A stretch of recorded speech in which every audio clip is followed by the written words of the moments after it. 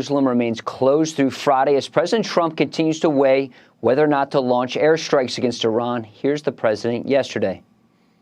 They should have made the deal. I had a great deal for them. They should have made that deal. 60 days we talked about it, and in the end they decided not to do it, and now they wish they did it. And they want to meet, but it's a little late to meet, but they want to meet, and they want to come to the White House. They'll even come to the White House. So we'll see. I may do that. Now, the Iranians rejected that, saying they will not be coming to Washington. Its mission to the UN posting no Iranian official has ever asked to grovel at the gates of the White House. The only thing more despicable than his lies is his cowardly threat to take out Iran's supreme leader. Iran does not negotiate under duress, shall not accept peace under duress. And minutes ago, the U.S. Embassy in Jerusalem posted a new message urging U.S. government employees and family members in Israel to continue sheltering in place after the largest hospital in the country was hit by an Iranian ballistic missile. Yesterday, Trump's ambassador to Israel, Mike Huckabee, posting on X, urgent notice. American citizens wanting to leave Israel. U.S. Embassy in Israel is working on evacuation flights and cruise ship departures.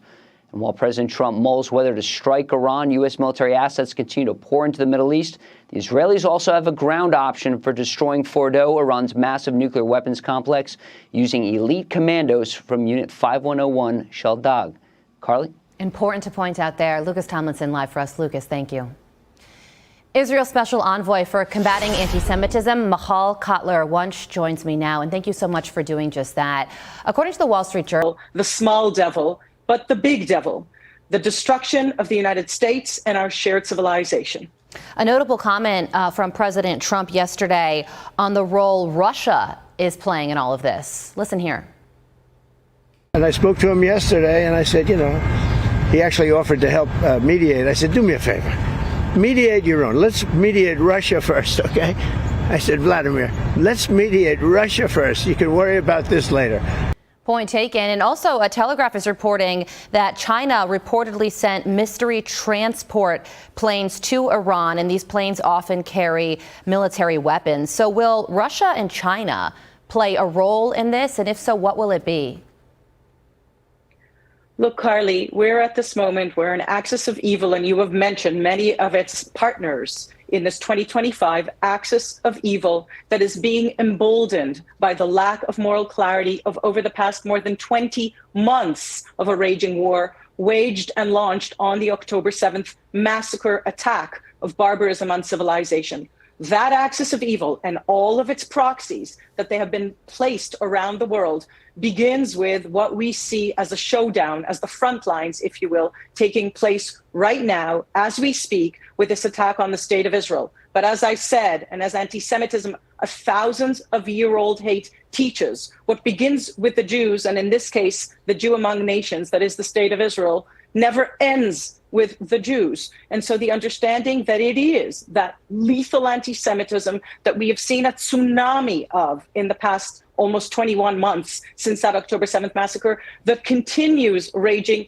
and fueling and actually binding together that axis of evil that you have mentioned, that peddle and continue to spread blood libel that actually incites and fuels cold-blooded murder, including in Washington, including in Boulder, Colorado, is something that we all have to be paying attention to as this war of barbarism on civilization continues. Yeah, and you mentioned Boulder, Colorado. The people there were participating in an event to raise awareness for the hostages in Gaza.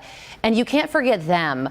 How do these missile attacks between Iran and Israel right now impact their situation, still being held hostage?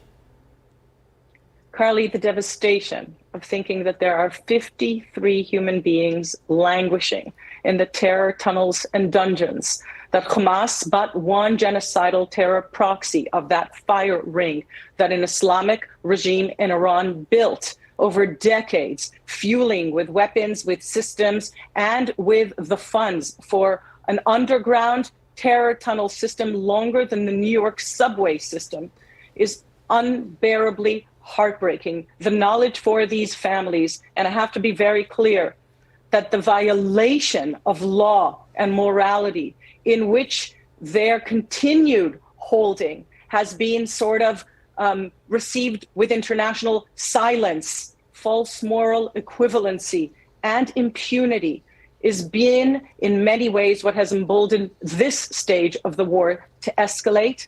And our heartache and our heartbreak cannot be complete until, of course, the return of those 53, those who are alive to their families, and those who are dead for burial in Israel. We will continue to keep them in our prayers as President Trump says all options remain on the table on how to respond to Iran.